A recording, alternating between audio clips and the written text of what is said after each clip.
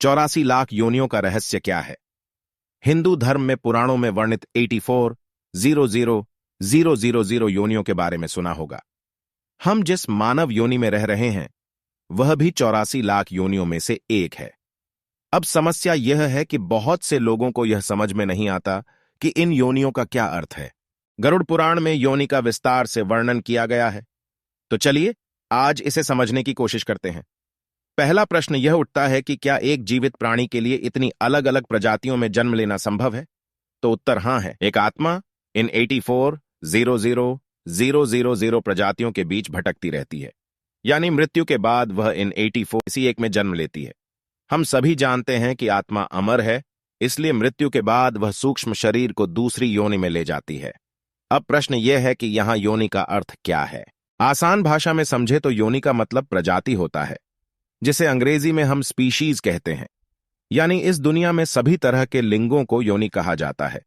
इन प्रजातियों में न केवल मनुष्य और जानवर आते हैं, बल्कि पेड़, पौधे, बैक्टीरिया और वायरस आदि भी उन 54 लाख प्रजातियों में गिने जाते हैं। आज का विज्ञान बहुत विकसित हो गया है और वर्षों के शोध के बाद दुनिया भर के जीव विज्ञानी इस निष्कर्ष पर पहुंचे हैं कि आज इस पृथ्वी पर जानवरों और पौधों की लगभग 87,08,000,000 प्रजातियां पाई जाती हैं। इन 87 लाख जातियों में से लगभग 3 लाख जातियां हैं जिन्हें आप मुख्य जाति की उपजातियों के रूप में वर्गीकृत कर सकते हैं। यानी अगर हम मुख्य जातियों की ही बात करें तो यह लगभग 84 लाख है।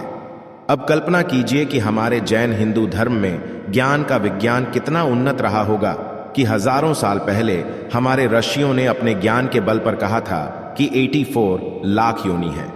हिंदू धर्म के अनुसार इन 84 लाख योनियों में जन्म लेना जन्म और मृत्यु का चक्र कहलाता है।